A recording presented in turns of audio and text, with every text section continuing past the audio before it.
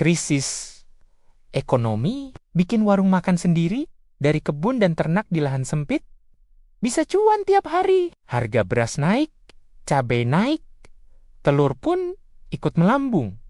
Sementara penghasilan, ya segitu-gitu aja. Tapi, di tengah krisis kayak gini, ada orang-orang yang malah nggak pusing sama harga bahan pokok. Mereka tenang karena punya warung makan sendiri di rumahnya sendiri. Jadi, enaknya punya warung makan sendiri, kita untung bisa ikut makan di situ, nggak perlu masak sendiri lagi. Hemat, bayangin, kamu punya halaman belakang cuma 3x4 meter. Ada rak kecil buat tanam kangkung, sawi, dan aneka sayur lainnya. Di pojok, ember bekas berisi lele yang tiap bulan bisa dipanen, dan ayam kampung peliharaan. Tiap minggu bisa ngasih telur. Itu semua bukan cuma buat dimakan sendiri, tapi bisa jadi warung makan mini depan rumah. Jadi langsung dari halaman ke dapur, terus ke dompet. Menunya sederhana aja, kayak pecel lele, sayur asem, aneka sayur, atau ayam geprek. Nggak butuh modal besar kalau bahannya dari hasil kebun dan ternak sendiri. Kamu nggak perlu sewa tempat, nggak perlu beli stok bahan tiap hari.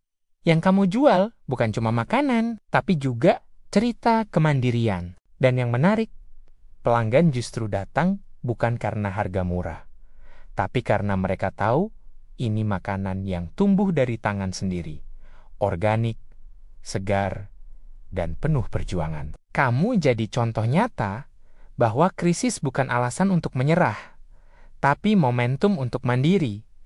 Jadi, mulailah dari hal yang kecil. 1 ember lele, atau ikan nila, beberapa botol sayur hidroponik, atau pot aneka sayuran, sepasang ekor ayam kampung, atau bebek. Dan gak perlu nunggu kaya untuk mulai. Karena justru dari keterbatasan itu, malah lahir ide-ide paling menguntungkan. Jadi, ketika orang lain sibuk mengeluh soal harga naik, kamu malah sibuk panen, masak, dan jual hasilnya. Itulah cara sederhana, tapi nyata untuk bertahan di masa sulit. Bukan cuma hemat, tapi juga bisa cuan. Nah, daripada terus mengeluh soal krisis, kenapa nggak mulai bikin warung makan kecil dari kebun dan ternak sendiri? Mulai dari halaman sempitmu, dan lihat bagaimana krisis bisa berubah jadi kesempatan. Yuk, semangat terus bertumbuh, dan jangan menyerah.